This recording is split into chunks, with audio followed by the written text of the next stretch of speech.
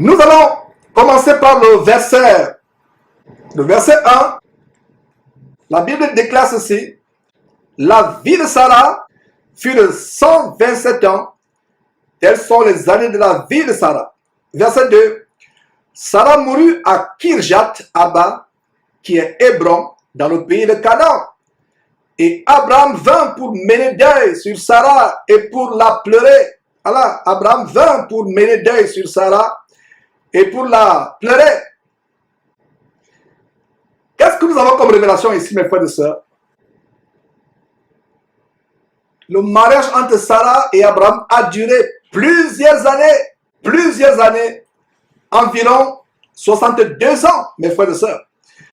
Sarah était âgée de 10 ans, moins qu'Abraham. 10 ans moins qu'Abraham.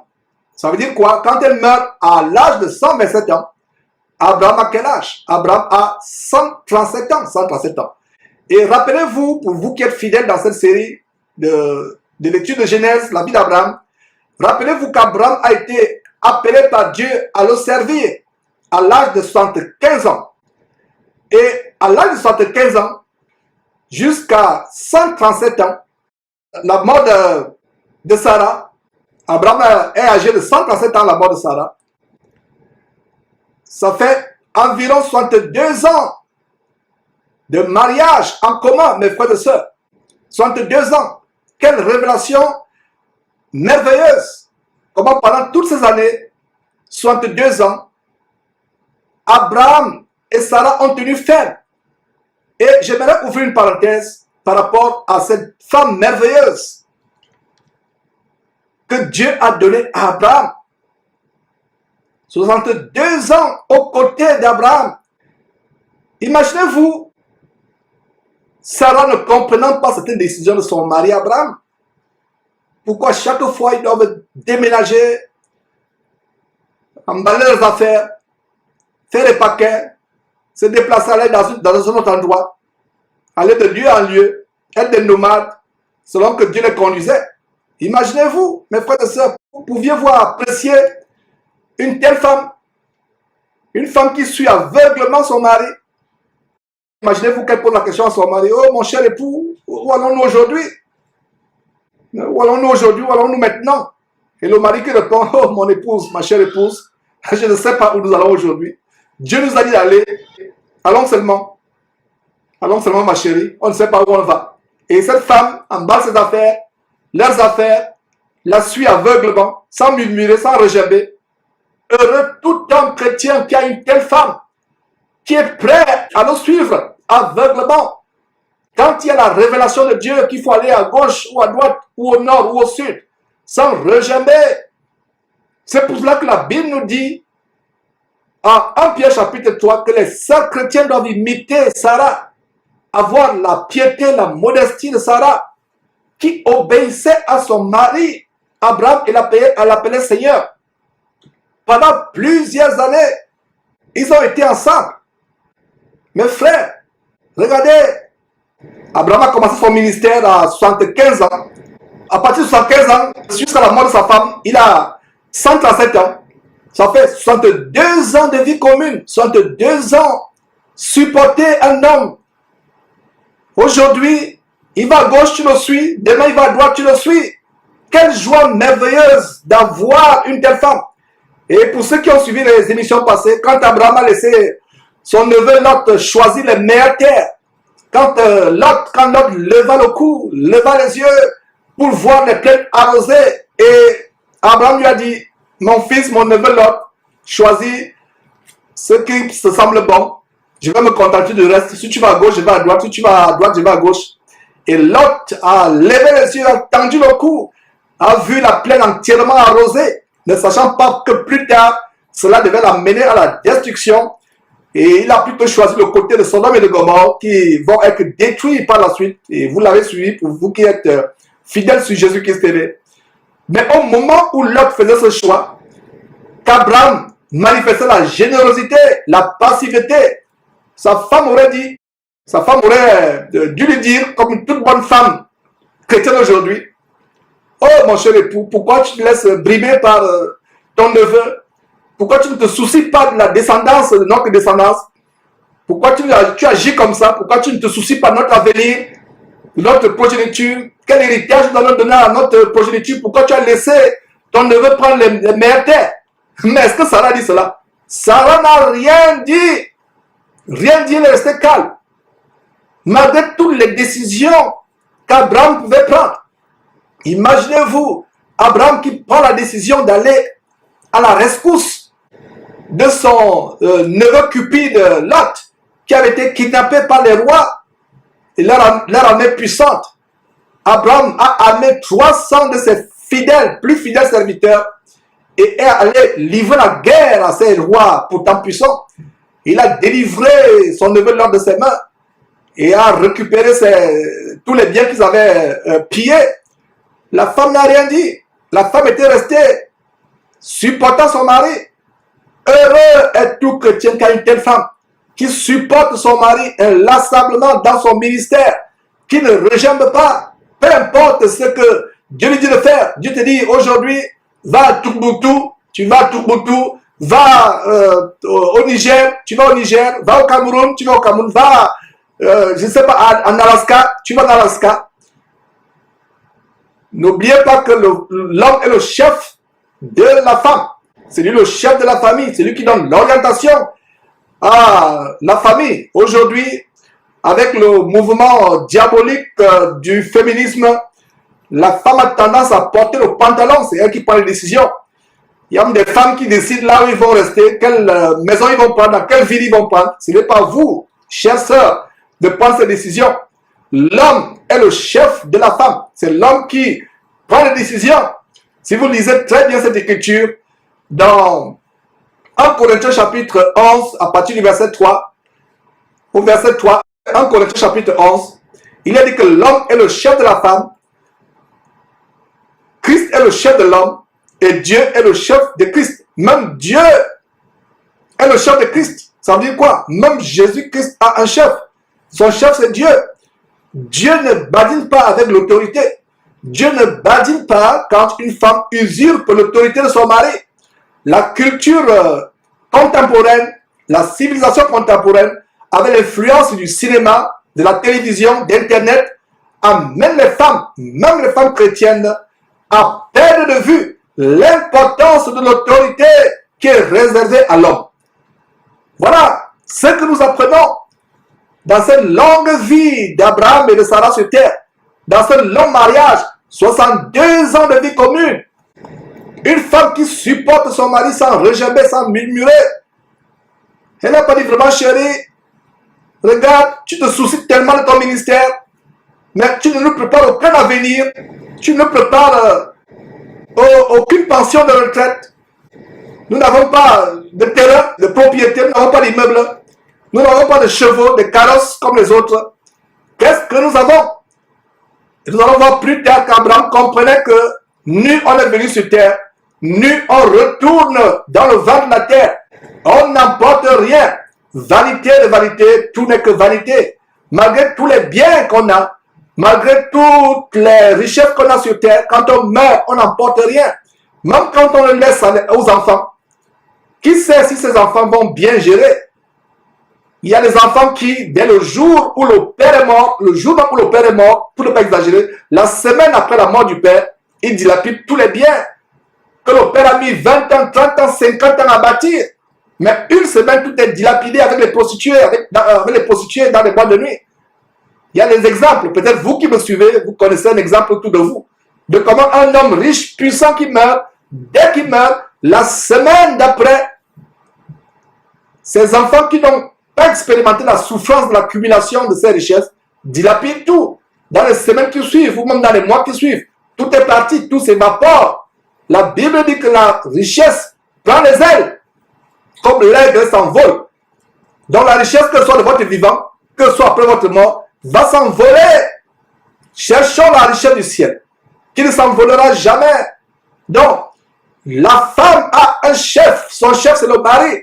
Ce n'est pas la femme de prendre les décisions. Donc, ce verset de 1 Corinthiens, chapitre 11, verset 3, qui dit que l'homme est le chef de la femme.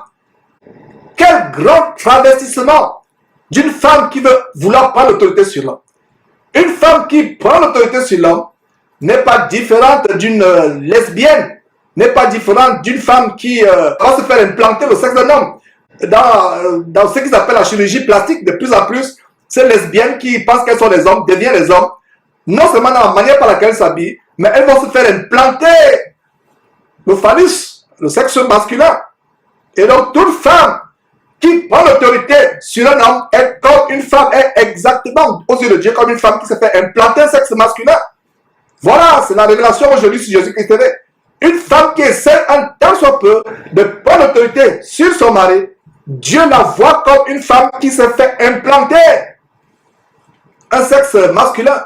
Donc, toi, ma soeur, ne sois plus choqué quand tu vois, par exemple, sur Internet, que telle femme s'est fait implanter par un chirurgien plastique un sexe masculin, un phallus. Ne sois pas choqué, parce que c'est la même chose que tu fais dans ton foyer. Tu n'as peut-être pas un sexe en plastique qu'on t'a fait implanter entre les jambes, mais la façon de désobéir à ton mari, la façon de lui manquer de respect, la façon de vouloir monter sur ta tête, de prendre des décisions alors que les décisions reviennent au mari, voilà comment, aux yeux de Dieu, tu es semblable à cette femme lesbienne qui est allée s'implanter un sexe masculin. Tu es femme et tu dois demeurer femme. Mais je lance aussi un appel, ce n'est pas parce que la femme doit être soumise au mari que maintenant le mari va devenir un dictateur. Donc le mari n'aura plus à demander les conseils de sa femme. Je rends grâce à Dieu de ceux qui ont des décisions dans notre relation confort-témoin, dans notre famille, où elle a fait preuve de beaucoup de sagesse.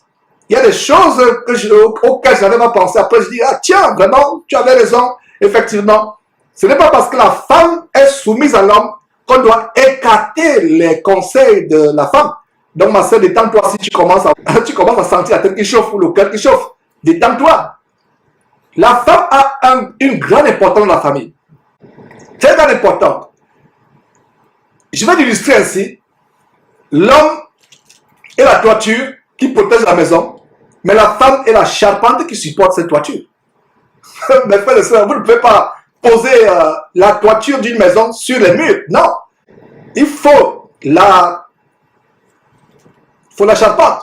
Donc le rôle de la femme est tellement précieux. Donc ne vous sentez pas moindre sœur, ne vous sentez pas minimisé. Donc détendez-vous. Je sens quelques-unes qui ont des bouffées de chaleur. Détendez-vous, mes sœurs. Alors, s'il vous plaît, comprenez que l'homme est le chef, mais c'est vous qui êtes le support de cette autorité. Regardez la tête et le cou. Une autre illustration. L'homme est la tête, la femme est le cou. Le cou détermine de quel côté la tête veut se tourner. Le cou, je reprends, le cou détermine de quel côté la tête veut se tourner. Si vous tournez vers le cou, regardez, avant de regarder qu'est-ce qui commence, le cou.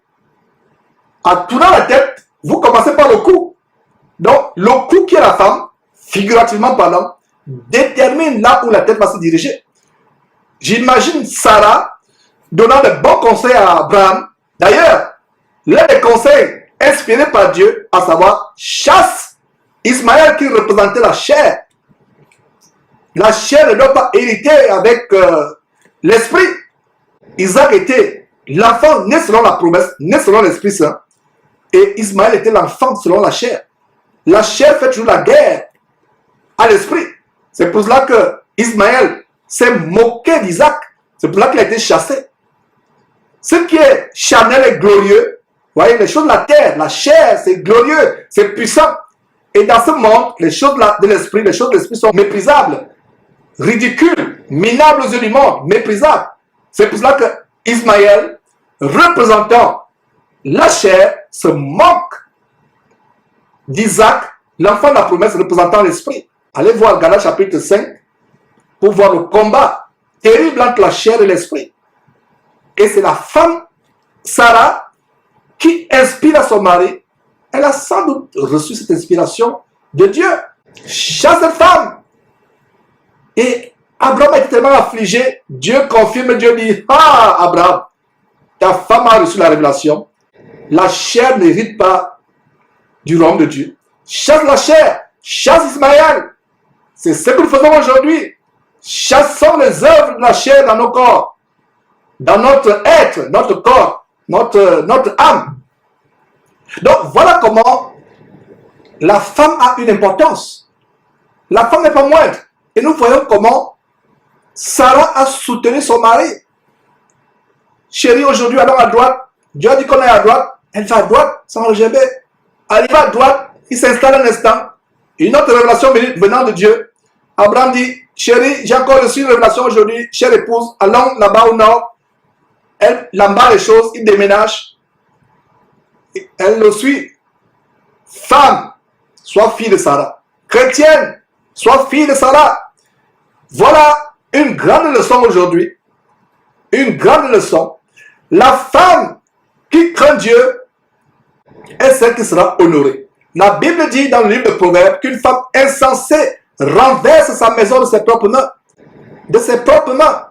Dites-moi, quelle femme vous avez? Je vous dirai comment votre maison sera. Si vous avez une femme qui craint Dieu, qui est soumise à son mari, oh là là, quelle maison merveilleuse, quel foyer merveilleux ce couple aura. Mais si vous avez une femme insensée, désobéissante, rebelle, quand le mari dit A, elle a trouvé les lettres qui sont après Z. Désobéissante, rebelle à son mari. La Bible dit qu'elle est une carie pour les dents, ou pour les os, elle est la carie, pour les os de son mari. Et une telle femme sera déshonorée, non seulement par ses enfants, par son mari, même par son entourage. Chère sœur, veux-tu être élevée par ton mari? Sois soumise. La soumission ne veut dire pas maintenant qu'on torture la femme, qu'on la traite comme une esclave. Par exemple, vous rentrez à 3 h du matin, 4 h du matin, vous trouvez votre femme en train de ronfler. Elle vous a peut-être attendu, elle savait que vous rentrez dans le voyage, elle vous a attendu, elle s'est assoupie, fatiguée de vous attendre, vous rentrez à 4 h du matin, vous la bousculez, vous dites, hey chérie, va à la cuisine, il n'y a vraiment pas de chérie, hey, va à la cuisine, va me servir à manger, je viens de rentrer, appelle-moi l'eau de mon bain, etc. Lève-toi. Mon frère, si tu crains Dieu, tu ne feras pas cela. Toi-même, tu iras faire ton bain, tu iras te préparer à manger. Si tu ne sais pas préparer, tu vas supporter jusqu'à ce qu'elle se réveille, tu ne vas pas mourir entre temps. Voilà. Ce n'est pas parce que la femme est soumise à l'homme que maintenant la femme devient une serpillère, qu'elle n'a plus son mot à dire dans les finances du foyer, dans les projets d'avenir, même dans le choix du lieu où vous allez habiter, elle peut avoir son mot à dire. Mais la décision finale revient à l'homme. L'homme doit intégrer certains conseils de la femme, des suggestions, mais aller à Dieu dans la prière. Dis Seigneur, j'ai comme l'impression que ta volonté c'est que nous allions au nord, mais mon épouse m'a donné conseil pour montrer qu'au nord il y a l'adversité qui nous attend. Seigneur, quelle est ta décision finale?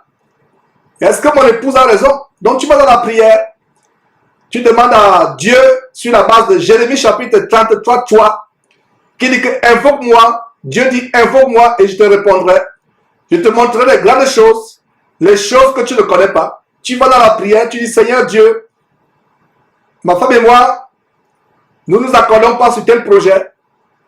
Elle m'a donné des conseils qui montrent que le projet d'aller au nord n'est pas bon. Allons plutôt au sud. Qu'est-ce que tu en penses?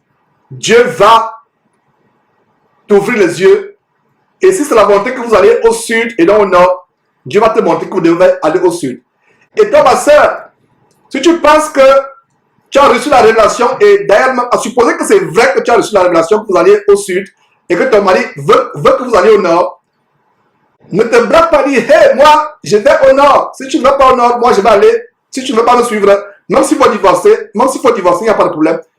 Ma soeur, tu mets l'essence dans ta famille. Ta famille va se brûler, ton foyer va se brûler. Va plutôt la prière, tu dis, oh Seigneur Dieu, le chef que tu as mis auprès de moi,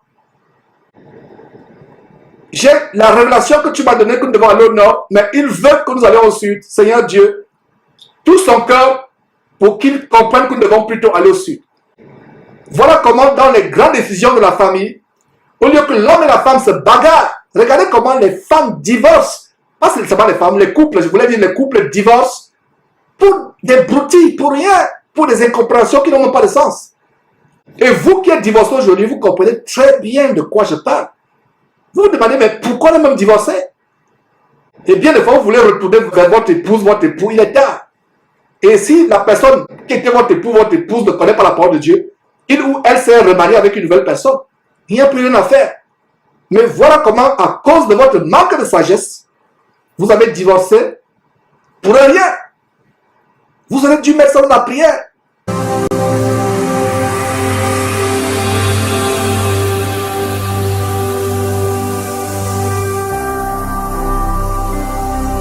Jésus-Christ TV, vous connaîtrez la vérité et la vérité vous affranchira. Voilà mes frères, quelle grande révélation dans ce livre de Genèse chapitre 23, comme dans tous les chapitres de Genèse, au verset 2, qui nous a fait ouvrir une grande parenthèse, comment Sarah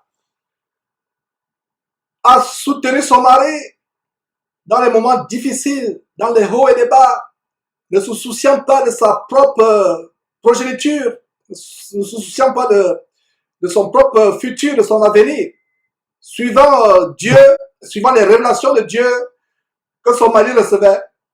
Quelle joie d'avoir une femme qui vous soutient dans votre ministère. Béni êtes-vous si vous êtes une telle femme. Et je vous disais que, mes frères et sœurs, la femme n'est pas moindre. La femme n'est pas moindre. Je rends grâce à Dieu et vous m'avez toujours entendu dire, je rends grâce à Dieu pour l'épouse que Dieu m'a donnée. Et ce ministère aujourd'hui est aussi le fruit de ses sacrifices. Suivre le mari dans les décisions que qui humainement peuvent sembler irrationnelles, stupides, selon le monde. Prendre la décision de se consacrer à plein temps pour ce ministère, ça peut paraître stupide aux yeux du monde, déraisonnable aux yeux du monde. Sacrifier l'avenir des enfants, entre guillemets, sacrifier votre propre avenir, ne pas se soucier d'avoir des châteaux pour la retraite, des maisons pour la retraite, mais se soucier d'avoir des maisons au ciel, d'amener autant d'âmes possibles au ciel, et avoir une épouse qui vous soutient, qui vous encourage. Je rends grâce à Dieu pour une telle épouse. Et dans mon cas, c'est un témoignage que je donnerai toujours. Et d'avoir eu cette femme qui me soutient. Donc, vous qui pensez que la femme n'a pas d'importance dans le ministère, vous ne comprenez pas. Vous ne comprenez pas. Aujourd'hui, les femmes veulent prendre la première place, être devant les projecteurs. Là où la femme soutient efficacement son mari dans le ministère, c'est dans l'ombre. Ce n'est pas forcément devant les projecteurs, devant les plateaux, devant les podiums. Non, c'est dans le secret. Mes frères et sœurs, et je rends grâce à Dieu pour cela. Béni soit tout homme qui a une telle femme. Et toi, mon frère qui n'est pas encore marié, puisse Dieu te donner une telle femme qui va te soutenir dans le ministère dans lequel tu voulais t'engager. C'est une bénédiction d'avoir une telle femme. La Bible dit que celui qui trouve une femme trouve le bonheur. C'est une grâce qu'il obtient de l'Éternel. Vous ne trouvez pas le bonheur avec une femme insensée. Avec une femme qui, au lieu de vous aider à aller évangéliser, voudrait plutôt que vous alliez dans un centre commercial acheter tous les bling-bling de Versace, de Louis Vuitton, de Michael Kors et autres. Toutes ces vanités, mes frères et sœurs. Les gens vont demander, Georges, comment tu sais toujours ces choses? Je dis, mes frères, mon épouse et moi, nous sommes des grands mondains. Nous voulions avoir tout ce qui est au top, des fringues de dernier cri, tout ce qui est à la mode. Mais Dieu nous a convaincus, au vu de ce verset dans 1 Jean, chapitre 2, verset 15, n'aimez pas le monde, ni les choses qui sont dans le monde. Si quelqu'un aime le monde, l'amour de Dieu n'est pas en lui, car les choses qui sont dans le monde, la convoitise des yeux, la convoitise de la chair, l'orgueil de la vie ne viennent pas de Dieu, mais vient du monde. Et le monde passe et sa convoitise aussi. Mais celui qui demeure en Dieu, n'aimant pas le monde, celui-là demeurera éternellement, jusque dans la vie éternelle, jusque dans les nouveaux cieux et la nouvelle terre que Dieu va venir établir après le retour de son Fils Jésus-Christ. Et c'est ce que dit Jacques chapitre 4, verset 4. Adultères que vous êtes, ne savez-vous pas que l'amour du monde est inimitié contre Dieu? Celui qui veut se rendre ami du monde sera automatiquement ennemi de Dieu. Alors mes frères, voilà quelques détails que nous avons par rapport à comment Sarah meurt après 62 ans de mariage. Après 62 ans de mariage, Sarah meurt. Voilà comment une femme qui ne se souciait pas de devenir une grande femme, d'être ambitieuse. Et d'ailleurs, on a vu dans une émission passée le secret de la grande beauté de Sarah. Une beauté tellement grande que même les femmes égyptiennes, qui pourtant étaient des expertes en cosmétique, ne pouvaient même pas atteindre la cheville en matière de beauté. Même l'orteil ne pouvait pas atteindre l'orteil en matière de beauté. L'orteil de Sarah. Pourtant, elle ne mettait pas de cosmétiques. Elle ne mettait pas les faux cheveux que les Égyptiennes mettaient déjà. Elle ne mettait pas les rouges à lèvres, les crayons de beauté. Allez voir dans les musées pour vous qui visitez encore ces choses. Vous faites des recherches sur Internet. Même les hommes se maquillaient autant les Égyptiens. Vous voyez les crayons là. Il n'y a rien de nouveau sur le soleil. Ces femmes aujourd'hui qui ont les sourcils ou les cils naturels, vous voyez les paupières, c'est maintenant l'encre de Chine qui est là, indélébile. Dieu vous a créé avec vos cils. Dieu sait pourquoi ces poils que nous avons qu'on appelle sourcils ou ces cils. C'est pourquoi c'est là, ça a un but. Dieu n'est pas bête. Vous voulez maintenant, vous enlevez tout, vous mettez un crayon, d'autres vont mettre l'encre de Chine indélébile et vous ressemblez maintenant à un lézard. Qui vous a dit que c'est beau? Ce n'est pas beau. C'est Hollywood qui vous a dit que c'est beau. C'est vilain, ce n'est pas beau. Il y a des sœurs qui sont devenues chrétiennes aujourd'hui, qui ne savent plus quoi faire, qui savent que ces choses étaient des choses désagréables aux yeux de Dieu. Vous voilà aujourd'hui, les cheveux commencent à pousser sur cette trace que vous avez eue. C'est des choses, c'est les conséquences de notre désobéissance. Il y a des péchés qui restent jusqu'à notre mort, même si on se convertit. Imaginez-vous que quelqu'un s'est tatoué. Vous vous tatouez une fée bété, ou une fée sawa, ou une fée, je ne sais pas, madingue sur votre fesse. Vous vous tatouez cette fée sur votre fesse. Vous devenez chrétienne ou chrétien. Une fois que vous êtes chrétien, vous ne pouvez plus enlever, il n'y a plus rien à faire. À moins que vous allez voir un médecin, un chirurgien plastique, pour enlever la peau, vous faites une chirurgie plastique, enlever ce que vous avez mis. Sinon, comment allez-vous supporter qu'un chrétien a une fée mandingue ou une fée bété, ou une fée femme sur la fesse, une sirène bété ou femme sur la fesse? Vous ne pouvez pas supporter cela, n'est-ce pas? Étant tant que chrétien. Donc voilà comment les décisions que nous prenons, étant païens, les péchés que nous commettons, certains péchés nous poursuivent. Donc, Sarah avait une beauté qui était intérieure. 1 Pierre chapitre 3 en parle, allez lire 1 Pierre chapitre 3 à partir du verset 1 jusqu'au verset 3 ou 4, même jusqu'au verset 6. Notez tout simplement en passant. Nous n'irons pas. Sarah avait une beauté qui partait du cœur. La soumission au mari, la modestie, la pureté de la parole, la pureté du cœur, l'hospitalité envers même les étrangers. Allez sur les émissions passées, que de révélations on a vu sur ce couple merveilleux, Sarah et son mari Abraham. Et cette beauté intérieure transparaissait au dehors, au point où, même sans les produits cosmétiques des Égyptiennes, son visage brillait comme le soleil, au point où cette beauté émerveillait les Égyptiens. Et les grands de l'Égypte sont allés vanter Sarah, pourtant qui avait environ 75 ans, sont allés vanter Sarah auprès de qui? Auprès de Pharaon. C'est la même chose qui se passe avec Abimelech, ce roi qui kidnappe Sarah alors que Sarah va vers 100 ans. Hollywood aujourd'hui vous a menti. Tous la télévision, les publicités que vous voyez. Ma soeur ne suit pas le monde. Ces fossiles, ces faux cheveux, Dieu t'a donné les ongles naturels, donc tu mets maintenant les ongles en plastique. Si Dieu voulait te faire avoir les ongles en plastique, il t'aurait créé avec les ongles en plastique. Ces ongles ne sont pas du plastique. C'est la créature de Dieu. Maintenant, tu enlèves la créature de Dieu pour aller mettre le plastique. Tu enlèves la créature de Dieu, les cheveux merveilleux que tu t'as donné. Et si tu es africain comme moi, africaine comme moi, les cheveux crépus, rends grâce à Dieu pour tes cheveux crépus. Dieu sait pourquoi il y a les blancs, il y a les noirs, il y a les jaunes, il y a les rouges, peu importe. Dieu sait pourquoi il y a les cheveux lisses, longs, crépus. Dieu sait pourquoi il y a un nez effilé, un nez épaté. Dieu sait pourquoi il y a des lèvres minces, des lèvres pulpeuses. Mais vous voulez corriger Dieu. Je pense que mon nez est trop épaté. Je pense qu'il est trop allongé. Je pense qu'il est ceci, il est cela. Je pense que mes lèvres sont tellement minces, il faut maintenant que je mette le rouge à lèvres. Sans que le rouge à lèvres, c'est pour les gens, les personnes de cette race, les lèvres minces. Si c'est le cas, comment alors les sœurs africaines qui ont les lèvres pulpeuses mettent encore le rouge à lèvres? Je ne comprends pas. En fait, c'est l'esprit du monde qui possède beaucoup de chrétiens aujourd'hui. Je parle des chrétiens. La Bible dit, ceux qui sont hors du corps de Christ, de dehors, nous ne les jugeons pas, c'est Dieu qui les juge. Nous jugeons ce qui se passe à l'intérieur. Ma sœur, suis Sarah. Ne suis pas Jézabel.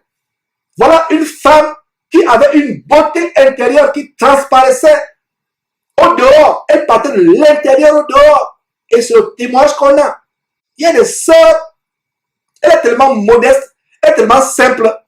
Mais quand vous la voyez, vous prenez sa photo, vous mettez à côté de Rihanna ou de Beyoncé. Mais oh là là, vous voyez Rihanna et Beyoncé comme un démon. C'est là où vous vous rendez compte que, mais, en fait, cette sœur qui est simple, qui n'a pas les habits chers, qui a sa longue jupe, sa longue robe, qui n'a pas ses bijoux fantaisistes, qui n'a pas tous ces attirails de beauté, mais elle dégage quelque chose de tellement grand, tellement beau. Elle est belle aux yeux des hommes, aux yeux de Dieu. Et vous, les sœurs qui pensez que c'est en vous maquillant comme des prostituées, c'est en vous habillant comme des prostituées que les hommes vont vous épouser. Il y a des sœurs qui disent, mais frère, si on commence à nous habiller comme tu dis, comme c'est moi, Georges, qui disais, alors que c'est la Bible qui dit, Georges n'a pas écrit de Bible, il n'écrira jamais une Bible. Nous avons la Bible déjà. C'est pas Georges qui dit, c'est la Bible qui dit que la femme doit s'habiller de manière modeste. Alors ils disent, mais comment allons-nous trouver les maris? Ce n'est pas un mari que tu vas trouver, c'est un bandit que tu vas trouver. Il va venir par le miel qu'il voulait. Dès qu'il goûte ce miel, il sera tellement dégoûté par ce miel qu'il va vouloir notre miel. Donc ne t'habille pas comme une prostituée pour avoir un mari, pour se dire un homme avoir un mari. Nous avons vu tantôt que celui qui trouve une femme trouve le bonheur, c'est une grâce qu'il obtient de l'Éternel. Quand une femme chrétienne lit ce verset, comment elle va lire ce verset? Celle qui trouve un mari trouve le bonheur, c'est une grâce qu'elle obtient de l'Éternel.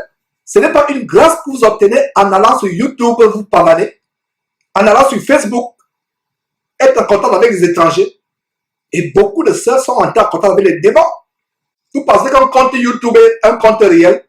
Vous pensez qu'un compte Facebook ou WhatsApp est un compte réel, mais c'est le compte qu'un démon. Je dis bien un démon a ouvert et qui vous visite toute la nuit. Vous avez beau le chasser, voilà, vous allez de délivrance à délivrance. Le démon dit, je ne parle pas, c'est elle qui m'a appelé. Et il vient vous visiter la nuit, vous violer la nuit. Ce n'est pas en allant dans un site de rencontre chrétien que vous allez avoir un mari ou une femme. Et les frères qui m'écoutent actuellement, comme j'enseigne sur ce chapitre 23 de Genèse, ils sont d'accord avec moi qu'on ne met pas dans la maison une femme qui a la mise de prostituée. Donc un homme, soi-disant frère qui vient vers toi, qui dit, ah vraiment, cette sœur-là, etc., j'aimerais la prendre pour femme. Parce que je la vois, elle est tellement attirante avec ses faux cheveux, ses robes serrées. En fait, tu dégages un objet de sexualité.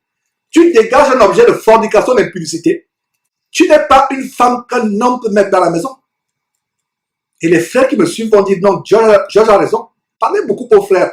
Ils vont vous dire, ce que cet homme dit est vrai. Aucun homme ne veut mettre dans sa maison une prostituée. Un homme veut mettre à la maison une femme qui pourra bâtir son foyer, être un modèle pour ses enfants. Aucun homme ne veut mettre une prostituée dans sa maison. Les hommes qui veulent les prostituer vont dans les bordels. Alors vous voulez vous habiller comme une prostituée pour avoir un mari. Vous aurez un bandit qui viendra prendre ce qu'il a pris. Et il partira. Et vous allez passer le temps à aller d'homme en homme, d'homme en homme, d'homme en homme, d'homme en homme. N'oubliez pas cette émission qu'on a faite il y a quelques jours, où je démontrais comment la recherche des scientifiques américains confirme la parole de Dieu.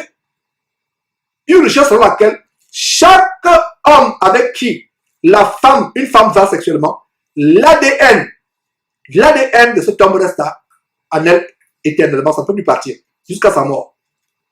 Donc c'est allé avec X, Y, Z. C'est-à-dire que c'est allé avec des hommes différents, chacun des hommes ayant un prénom commençant par les 26 lettres de l'alphabet, l'ADN de chacun de cet homme est en elle. C'est pour cela qu'après 20 ans, vous rêvez toujours d'un ex. Vous êtes marié, vous femme, mais vous rêvez d'un ex il y a 20 ans. Parce que votre ADN, votre corps a l'ADN de différents copains avec qui vous êtes sortis sexuellement. Votre ADN se mélange avec leur ADN. Vous devenez un dépotoir d'ADN. Et c'est ce que confirme la Bible en disant que celui qui va avec une prostituée forme une même chair avec la prostituée. Forme une même chair. Donc, ma soeur, jeune soeur, si tu es vierge, conserve-toi pour ton mari. Et si tu meurs sans avoir de mari, entre dans le royaume de Dieu avec ta virginité. Les anges de Dieu t'accueilleront avec joie au ciel. Ne détruis pas ton trésor, jeune sœur. N'ouvre pas tes jambes au premier venu. Ouvre tes jambes à celui que Dieu verra comme ton mari. Après que tu l'aies éprouvé par les jeûnes, par les prières, avec les signes que tu demandes à Dieu, Dieu confirmant ce signe, accepte de devenir la femme de cet homme. Après tous ces signes, c'est ainsi qu'après le mariage, tu peux lui ouvrir ton intimité. Garde ta virginité, jeune femme. Imite Sarah. Nous avons fait des erreurs graves par le passé. Moi qui vous parle. Ne vous sentez pas tellement affligé pensant que Georges est le plus grand seul qui donne les leçons. Non! Dieu m'a fait grâce de sortir de l'ordure, de la fausse sceptique, d'impudicité dans laquelle je me vautrais et de devenir ce que je deviens aujourd'hui. J'étais un fornicateur pas possible. Impudique, grand impudique. Dieu m'a fait grâce d'être délivré de ces choses, de tous ces démons d'impudicité. Je n'aimerais pas que tu fasses les mêmes erreurs, jeune frère. Donc, ma soeur aujourd'hui, ton frère Georges te dit, garde ta virginité pour ton mari. Et si, sœur, tu n'as pas eu cette opportunité de garder ta virginité, ne sois pas affligé, sois consolé par ce verset qui dit que là où le péché a abondé, la grâce de Dieu a surabondé. Mais fais comme ce que Jésus a dit à la femme saisie en flagrant délit d'adultère quand elle était sur le plan de lapidar avec les pierres. Va et ne pêche plus, lui dit Jésus. Le Seigneur Jésus-Christ lui dit, va et ne pêche plus. Ne retourne pas ce que tu as vomi. Deviens comme une fille de Sarah. Voilà comment, aujourd'hui, nous voulons sur le monde, la télévision, Internet, tout ce qui est en mode, ces églises de camps de concentration, camps d'embarquement pour l'enfer, sont remplies de mondanité. Et c'est même des faux pasteurs qui encouragent cela. Ils disent, oh, vous, qui suivez cet homme de Jésus qui était là, comment vous allez vous marier? Un pasteur qui dit cela aux gens de sa congrégation. Il y a une soi-disant pastoresse, pastrice ou pasteuse, je ne sais pas comment les appeler, parce que la Bible ne parle pas d'une femme qui est pasteur. La femme d'un pasteur qui enseigne aussi la parole dans une dénomination, je vais dire une salle d'attente qui mène en enfer, conseille les jeunes filles à se maquiller, à porter des pantalons serrés en leur disant, comment allez-vous trouver les maris? Tu trouves un mari à cause de tes lèvres qui aujourd'hui ont la couleur rouge, demain la couleur bleue, demain la couleur verte. Ton mari va trouver une autre femme qui est plus experte dans les couleurs sur les lèvres que toi. Si c'est pour les lèvres que tu penses que ton mari t'a eu.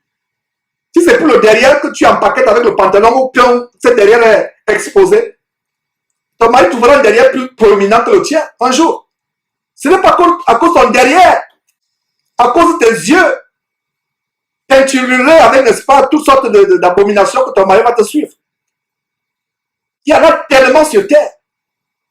Mais si tu as la vertu, la chasteté, la pudeur, c'est rare. Et les hommes aiment les perles rares. Qui n'aime pas les perles?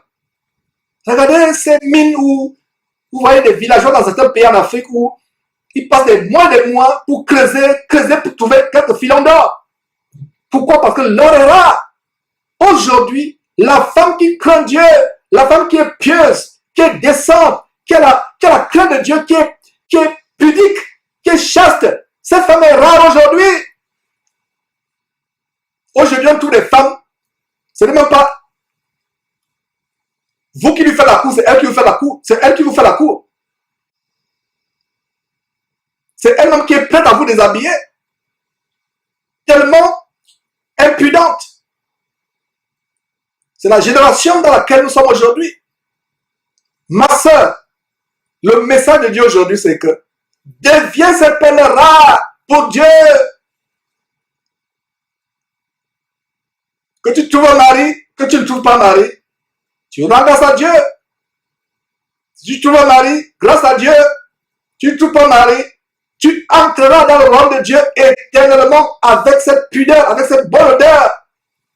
Si vous pouvez sentir spirituellement l'odeur d'une femme qui veut vivre sur le monde, je vous assure que prenez une fausse sceptique remplie de cadavres en putréfaction, l'odeur de cette femme-là va dépasser cette odeur. Mais une femme qui craint Dieu, qui est chaste, qui est pudique, qui a la pudeur, dégage une très bonne odeur aux narines de Dieu, entre guillemets. Voilà le genre de femme que les hommes cherchent. Voilà le genre de femme que j'aimerais donner à mon fils. Plus tard, si c'est la volonté de Dieu qui se marie. Je ne devrais pas donner à mon fils une femme qui veut ressembler à Beyoncé et à Rihanna. Elle n'entrera pas dans ma famille. Peut-être il faudrait qu'elle traverse d'abord mon cadavre. Non, pas du tout. La femme qui craint Dieu est une perle rare. Elles sont rares dans cette génération. Elles sont rares. Ma soeur, sois parmi ces perles rares. Vous connaîtrez la vérité. La vérité vous affranchira. La parole de Dieu est dure, c'est vrai. Mais c'est pour notre bien que la parole de Dieu est dure, parce que Dieu voudrait qu'on soit délivré de tout ce qui nous retient captifs. De tout ce qui nous retient captifs.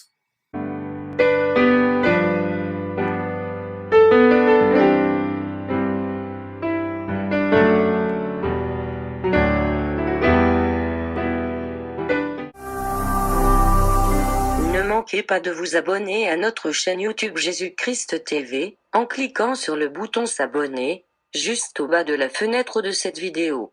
Ainsi, vous recevrez automatiquement nos nouvelles vidéos, et vous ne raterez aucune. Vous connaîtrez la vérité, et la vérité vous affranchira. Jean 8, 32.